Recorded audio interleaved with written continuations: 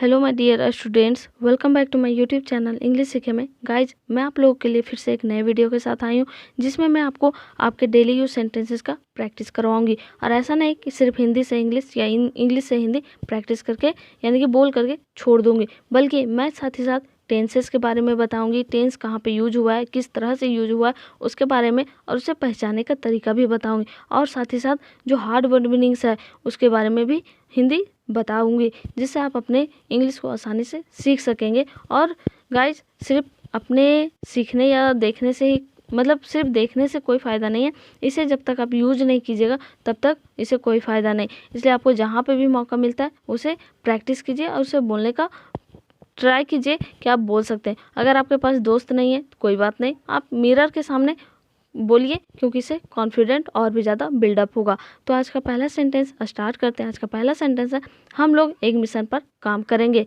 We will work on a mission. We will work on a mission. और हम बोलते हैं ना, एक प्रोजेक्ट पे काम करेंगे। We will work on a project. We will work on a project. यह मिशन रहस्यमय तरीके से पूरा किया जाएगा। This mission will be completed in a mysterious way. Guys, यहाँ पे विल बी के साथ V3 यूज किया गया और इसमें ये शो किया गया कि फ्यूचर परफेक्ट सिंपल का यूज किया गया है, जिसमें ऐसे एक्टिविटी को एक्सप्लेन करने के लिए यूज किया गया है जिसमें ये पता चल रहा है या फिर पता हो कि इन फ्यूचर में, भविष्य में किसी भी काम को, इस काम को एक निश्चित टाइम पे इस काम को खत्म किया जाएगा। This mission will B completed in a mysterious way। Guys, mysterious का मतलब होता है रहस्यमय और मिस्टीरियस वे का मतलब होता है रहस्यमय तरीके से। इसलिए इस मिशन को पूरा करने के लिए मुझे 10 लोगों की ज़रूरत है। That's why I need 10 people to complete this mission. Guys, यहाँ पे दैट्स वाई की जगह सो का भी यूज कर सकते हैं। ऐसे हम बोलते हैं ना, इसलिए मुझे 100 लोगों की ज़रूरत है। सो आई नीड 100 पीपल या सिर्फ 100 people.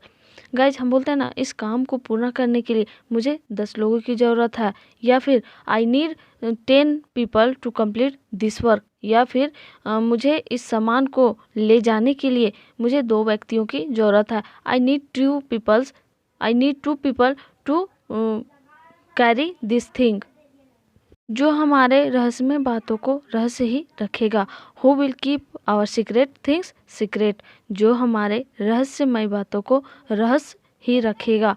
Who will keep our secret things secret. बोलते हैं ना, तुम ऐसे व्यक्ति को बोलो जो आपकी रहस्यमय बातों यानी आपके सीक्रेट थिंग्स को सीक्रेट ही रखे। ऐसा ही जब हम बर्थडे पार्टी प्लान करते हैं, दैट टाइम हम बोलते हैं ना, वैसे व्यक्तियों को बोलो जो हमारे प्लान को प्लान रखे। से those people who will keep our plan. मैं इस मिशन के लिए पूरी तरह से तैयार हूँ। I am fully prepared for this mission. ऐसा ही हम बोलते हैं ना, मैं अपने एग्जाम के लिए पूरी तरह से तैयार हूँ। I am fully prepared for my exam. I am fully prepared for my exam. या फिर इंटरव्यू के लिए बोलते हैं ना, मैं अपने इंटरव्यू के लिए पूरी तरह से तैयार हूँ। I am fully prepared for my interview. या फिर जब हम अपने किसी भी होमवर्क के लिए कंप्लीट नहीं किए रहते, दैट टाइम हम बोलते हैं ना, मैं अपने होमवर्क के लिए पूरी तरह से तैयार नहीं हूँ। आई am not fully prepared for my homework. मेरा एक दोस्त करण है और उसकी friend Zoya. I have a friend Karan and his friend Zoya. Guys, यहाँ पे फर्स्ट पर्सन है आई, सेकेंड पर्सन है करण और थर्ड पर्सन है जोया। थर्ड पर्सन जो है वो जोया है। और यहाँ पे जो भी जोया के साथ में हिज या हर का लगेगा वो सेकेंड पर्सन यानी कि करण के अकॉर्डिंग लगेगा कि करण लड़का है तो हिज का यूज होगा हिज फ्रेंड, और लड़की रहेगी तो उसके लिए हर फ्रेंड का यूज होगा। जैसे मैं बोलती हूँ ना, मेरी दोस्त नेहा है और उसकी दोस्त मेघा है। I have a friend Neha and her friend Megha. लेकिन वह लोग इस रहस्यमय मिशन में काम करेंगे या नहीं मुझे नहीं पता है। But whether they will work in this mysterious mission or not, I don't know. But whether they will work in this mysterious mission or not, I don't know. क्यों उन लोगों के पास इस काम को नहीं करने का कोई खास कारण जरूर होगा। Why those people must have some special reason for not doing this work. Guys, for noun के साथ यूज होता है, टू वर्ब के साथ। लेकिन अगर फोर नाउन के साथ ना यूज हो करके किसी वर्ब के साथ यूज हो रहा है तो हमेशा एक्शन 4 का यूज होगा, ना कि एक्शन 1 का। और टू हमेशा वर्ब के साथ यूज होता है। जैसे बोलते हैं ना, I know how to dance, मुझे पता है कैसे डांस किया जाता है, या मैं डांस करना जानती हूँ। हाँ, यह लोग वही हैं जिसको आपने ऑफिस से निकाल दिया है। Yes, this people are the ones whom you have thrown out of the office. Yes, these people are the ones whom you have thrown out of the office. Guys, thrown out of the office का जगह आप fired from the office भी use कर सकते हैं। FIRED मतलब होता है, fired का मतलब होता है किसी को काम से निकाल देना या किसी जगह से निकाल देना। लेकिन hire, HIRE का मतलब होता है किसी को जॉब देना या जॉब में रखना। ऐसे ही अदर एग्जाम्पल ले सकते हैं। हाँ, यह लोग वही है जिसको आपने कल पीटा था। Yes, this people are the ones whom you have beaten yesterday. हम लोग कल उसके घर जाएंगे और उससे बात करेंगे। We will go to his house tomorrow and talk to him. हम लोग कल उसके घर जाएंगे और उससे बात करेंगे। We will go to his house tomorrow and talk to him. ऐसे ही बोलते हैं ना, कल मैं उससे मिलूंगा और बात करूंगा। I will meet to him tomorrow and talk to him. I will meet him tomorrow and talk to him. मैं उस ऑफिस में दोबारा काम नहीं करना चाहता हूँ। I don't want to work in that office again. Guys, don't use कीजिए, डू नॉट को ही डोंट बोला जाता है, क्योंकि अगर आप डोंट या फिर ऐसे ऐसे छोटे छोटे वर्ड्स में करके यानी कि शॉर्टकट्स को यूज़ कीजिएगा तो ये आपके बोलने का स्पीड को, आपके फ्लुएंसी को काफ़ी हद तक बढ़ाएगा और इससे आप फ्लुएंसी के साथ बहुत ही ज़्यादा स्पीड में बोल सकेंगे। ये I don't want to work in that office again, ऐसे में बोलते हैं ना, मैं उस व्यक्ति से दोबारा नहीं मिलना चाहता हूँ। I don't want to meet that person again. I don't want to meet that person again. या फिर मैं उसके घर दोबारा नहीं जाऊँगा। I will not go to his house again. लेकिन हमें तुम्हारी बहुत ज़्यादा ज़रूरत है। But we need you very much. But we need you very much. ऐसे बोलते हैं, लेकिन मुझे तुम्हारी बहुत ज़्यादा ज़रूरत है। But I need you very much. या फिर लेकिन तुम्हें हम पैसों की ज़रूरत बहुत ज़्यादा है। But you need money very much. But you need money very much. तुम्हें कम से कम एक बार हमारे बारे में भी सोचना चाहिए। You should also think of us at least once. Guys, यहाँ पे ऑफ अस के जगह अबाउट अस भी यूज कर सकते हैं और एटलीस्ट वंस का मतलब होता है कम से कम एक बार। You should also think of us at least once. Guys, हम अपने डेली लाइफ से अदर एग्जाम्पल इस तरह से ले सकते हैं। तुम्हें कम से कम एक बार अपने पेरेंट्स के बारे में भी सोचना चाहिए। You should also think of your parents at least once. या फिर you should also think about your parents at least once. या फिर तुम्हें अपने एग्ज़ाम के बारे में कम से कम एक बार सोचना चाहिए। You should think about your exam at least once. क्योंकि मुझे इस काम से ज़्यादा अपना आत्मसम्मान पसंद है। Because I like my self esteem more than this work. Guys, self esteem के जगह आप सेल्फ रिस्पेक्ट भी यूज कर सकते हैं।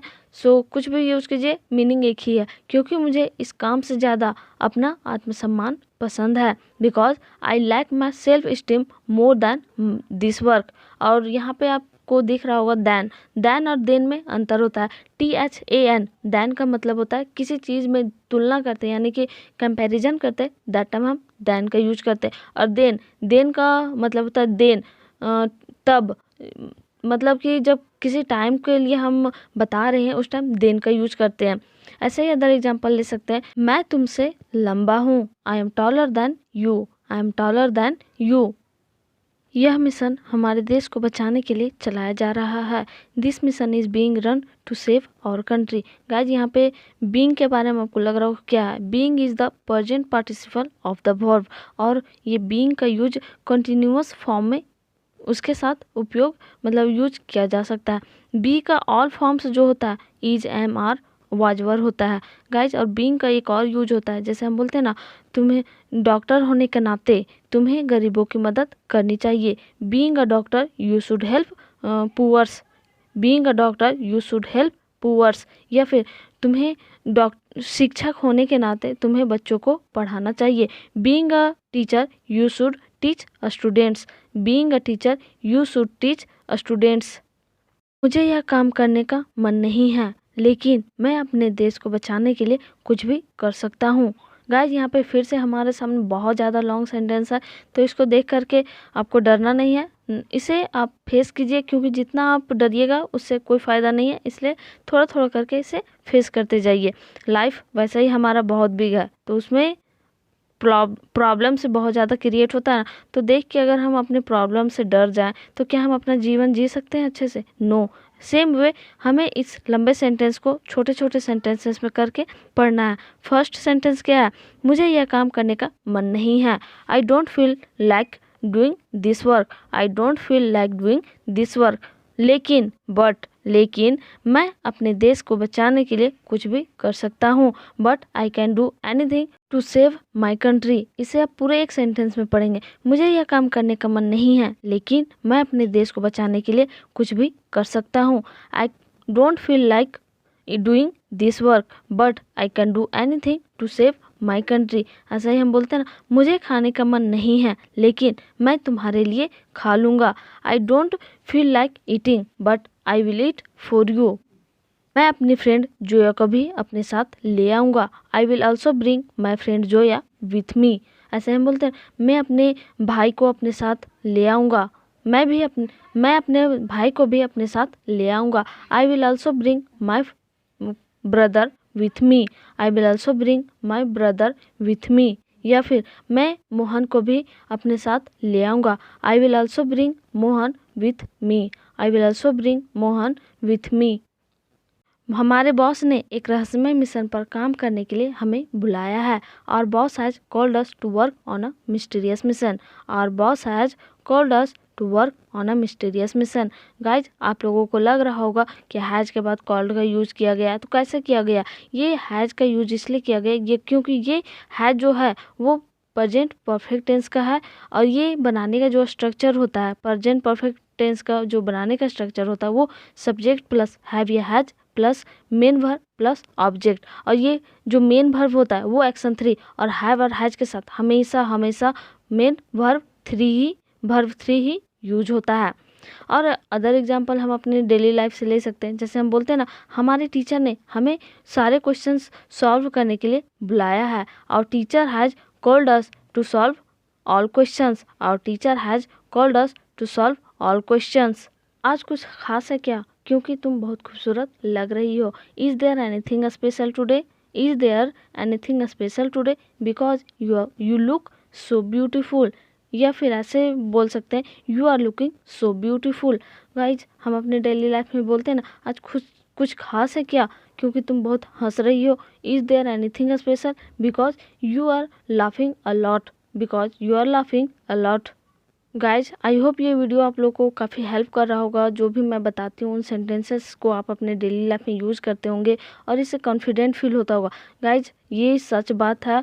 आप हिंदी कितने भी आसानी से बोल ले, कितने भी फ्लुएंटली, वो तो हमारा मदर टंग है, वो हम बोलते हैं। लेकिन जब हम इंग्लिश बोलना शुरू करते हैं, दैट टाइम हमें कॉन्फिडेंट होता है, हमारे अंदर कॉन्फिडेंट बिल्डअप होता है, जिससे हमको लगता है हाँ मैं भी कुछ हूँ, मैं भी कुछ कर सकता हूँ।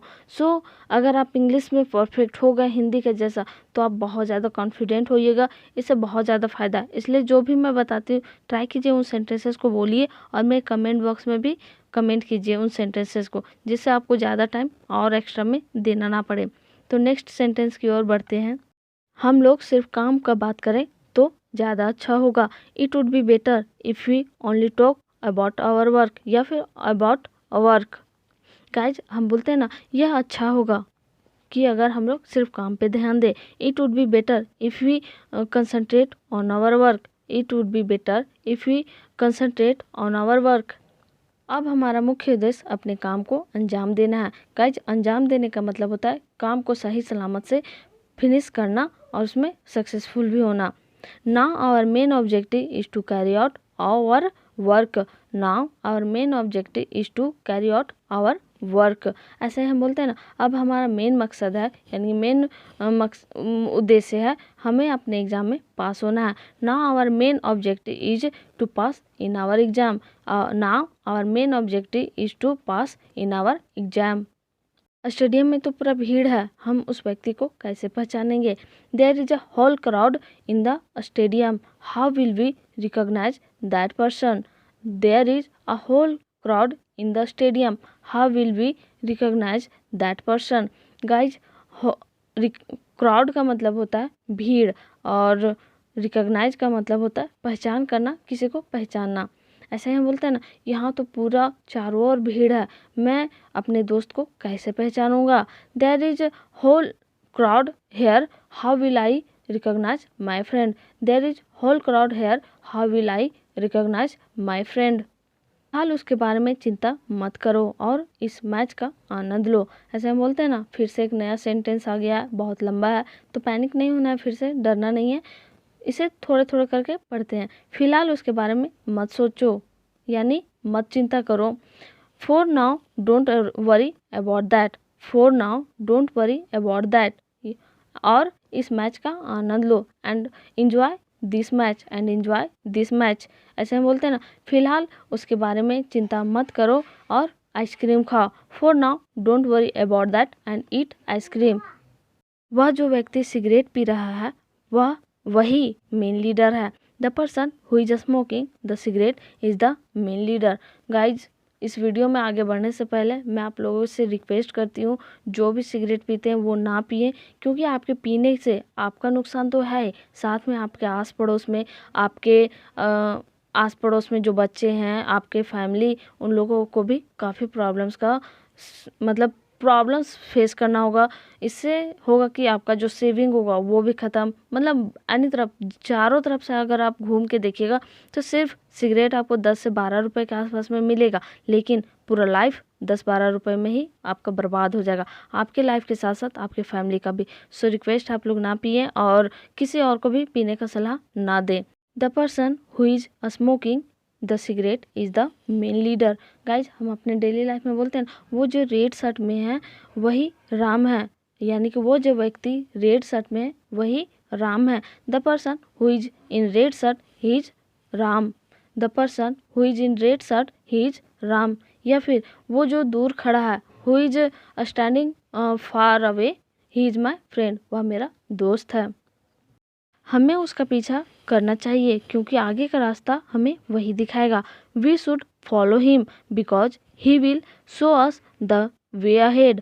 We should follow him because he will show the way ahead. Ahead का मतलब होता है आगे, या द वे अहेड का मतलब होता है आगे का रास्ता।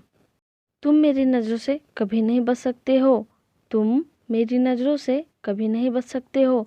You can never escape my site, you can never escape my site. चोर नहीं हूँ कि तुझसे डरूंगा। गुस्सा में हम बोलते हैं ना, मैं चोर नहीं हूँ कि तुझसे डरूंगा। I am not a thief that I will fear from you. I am not a thief that I will fear from you. या बोलते हैं ना, मैं दोषी नहीं हूँ कि तुमसे डरूंगा। I am not a guilty that I will fear from you. I am not a guilty that I will fear from you. तुम चोर नहीं, एक क्रिमिनल हो। You are a criminal not a thief. You are a criminal not a thief. ऐसा ही हम अपने daily life में बोलते हैं ना, तुम मेरे दोस्त हो ना कि दुश्मन। You are my friend not an enemy. You are my friend not an enemy. Guys, आप लोगों ने नोटिस किया होगा कि एन का यूज किए इनेमी के साथ, क्योंकि आपको जब ए एंड द का आप यूज पढ़े होंगे या फिर पढ़िएगा तो आपको पता चलेगा जितने भी हमारे वोवेल्स होते हैं, ए ई आई ओ यू, इन लोगों के पहले हमेशा एन का यूज होता है। जैसे मैं एक ईमानदार व्यक्ति हूँ, I am an honest person, I am an honest person. यहाँ पे ऑनेस्ट एच से शुरू होता है, लेकिन ये इसे जब प्रोनाउंस कीजिएगा आप तो ऑनेस्ट होता है, ऑनेस्ट, तो इसमें एन का यूज होता है। उस क्रिमिनल को पकड़ने का हमारे पास एक अच्छा मौका था। We had a good chance of catching that criminal. We had a good chance of catching that criminal. Guys, यहाँ पे हैड का यूज किया गया क्योंकि ये पास्ट परफेक्ट टेंस का है, और पास्ट परफेक्ट टेंस का जो पहचाने का होता है नियम, वो क्या होता है, पहचाने का तरीका होता है, जिस भी सेंटेंस के लास्ट में चुका था, चुकी थी, ये सब यूज हुआ हो तो उससे पता चलता है कि ये काम पास्ट में हो चुका है और अब नहीं होगा। पास्ट में जो भी है वो हो चुका है। और इसका जो बनाने का सब्जेक्ट होता है, स्ट्रक्चर, वो होता है subject plus had plus main verb plus object. अब मेन वर्ब बोलने का मतलब है वर्ब 3, हमेशा वर्ब 3 का यूज होता है। लेकिन तुम्हारे कारण हमें उस मौके को गंवाना पड़ा, but because of you we had to miss that opportunity, but because of you we had to miss that opportunity। Guys opportunity की जगह आप चांस भी यूज कर सकते हैं। ऐसे हम अपने डेली यूज सेंटेंसेस से एग्जांपल ले सकते हैं। तुम्हारे कारण मुझे अपने आइसक्रीम फेंकने पड़े। Because of you I had to throw my ice cream. Because of you I had to throw my ice cream. Guys I hope ये वीडियो आप लोग के लिए काफ़ी हेल्पफुल रहा और इससे आप कुछ नया चीज़ सीख सके होंगे। सो आई विश कि आप लोग जल्द से जल्द इंग्लिश में फ्लुएंट हो जाएं और अच्छे से बोल सकें और बेहिचक कहीं पे भी बोलिए। एंड गाइज मेरे वीडियो को ज़्यादा से ज़्यादा शेयर करें अपने फ्रेंड्स के साथ और जहाँ पे भी आपको शेयर करना हो, और मेरे यूट्यूब चैनल इंग्लिश सीखे को सब्सक्राइब ज़रूर कर ले। एंड आप लोग तो मेरी फैमिली हो ही, और अपने फ्रेंड्स को भी बोलिए कि इंग्लिश सीखे के फैमिली ज़रूर बने। And thanks for supporting me. Thank you. Thanks for watching my video. Thank you and be a family of English सीखे।